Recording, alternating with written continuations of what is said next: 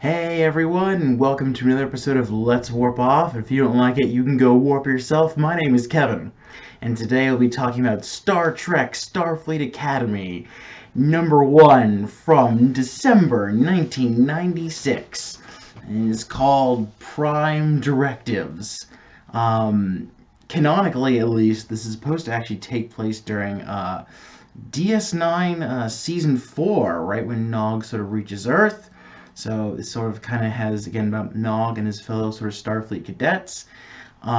Essentially, sort of what happens is, cadet, this guy right here, Matt Decker, who's sort of kind of the main character, actually. Nog's sort of like a secondary main character.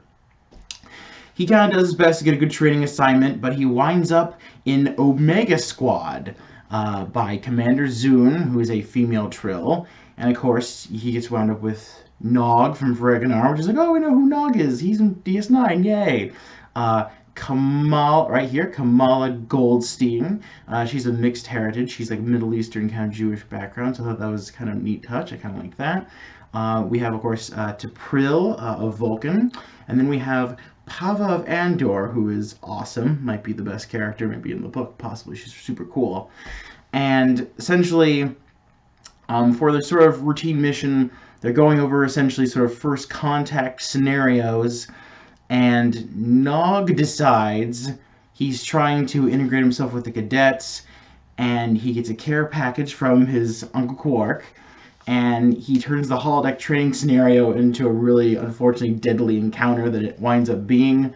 It was supposed to be just a basic core simulation, but because of what Nog does, he's trying to make himself more popular or whatever, but it actually winds up not working well, and they can't get out of the holodeck, and they're trapped, and they're facing these very powerful Gorn aliens that are sort of in there, and even at one point, the crystalline entity shows up, so that's really cool as well, and they have to they realize that, okay, if we kind of, we tech the tech here a little bit, we get the computer to talk to this computer, we can sort of get out of this scenario. And it's kind of funny because even they talk to the computer and they're like, we have to, the point of first contact is we have to communicate, right? So we have to communicate with the computer.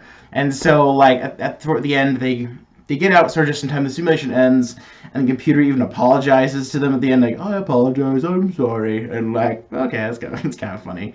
You don't see that too often. And even Matt Decker and kind of Nog and the issue sort of weren't really getting along. And Matt Decker's kind of like, well, I don't know if I can be your friend, but damn it, I respect you. I mean, more or less, that's not exactly what he said, but, they kind of like, okay, they kind of wind up, they sort of get along a little better. And then we find out that T'Pril, who we believe to be a Vulcan, actually might be a Romulan in disguise. We don't know, or working with the Romulans or something like that. So that's kind of how the first issue ends, kind of at a cliffhanger. And yeah, it was really good. I actually kind of really enjoyed it. It's very 90s. I love seeing, again, going back and flashbacks from the ads in here just for fun. We have an ad for Crash Bandicoot. How great is that? It's Crash Bandicoot. Because again, this is 1996. So this really takes you back on a nostalgia trip. We have a thing for from that Garfield kids pack buckets. Look at that. Isn't that great? I can't. It's so great. And again, too, yeah, you look at the artwork. It's very it's the very tonally very 90s style, and very much. And then I really do like it a lot. I really do. I got very 90s style here. It's very good, very colorful. I like that. And let's see what else. Oh yeah, that's right. We even get an appearance in the beginning, and kind of the beginning at the end of the story, from Groundskeeper Boothby as well. Of course, you may have known from Star Trek Next Generation, the TNG episode, the First Duty, as well. So that was kind of cool, seeing Boothby in there. He's in the first and the end, and kind of saying, you know what, I think these cadets are going to wind up all right. So that was kind of cool.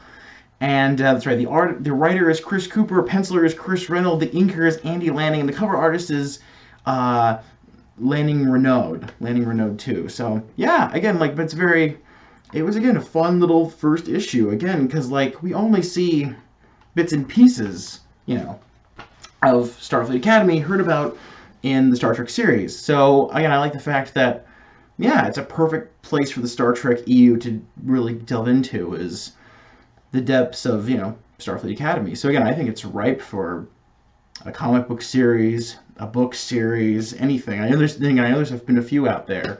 This series in particular had about 19 issues. I know that. And so it ran for a little over a year, maybe a little over a year or so, a little over a year and a half. And again, there's like 18 more issues left to go, but I might continue reading. It was, again, definitely a very fun ride for sure. And yeah, again, it's just cool seeing little connections in there. Again, from Boothby and Nog is sort of a main character, and seeing kind of what's going to happen next and what are the cadets going to go through. And, I think it's really good. And they got a good mix, race and, again, female and again, 3 females, 2 males, 1 human male, 1 Ferengi, 1 female Andorian, 1 human female, and female Vulcan. So again, I like that mix. It's really cool, like, way to spread it around. And yeah, it was very fun, very cool, very 90s.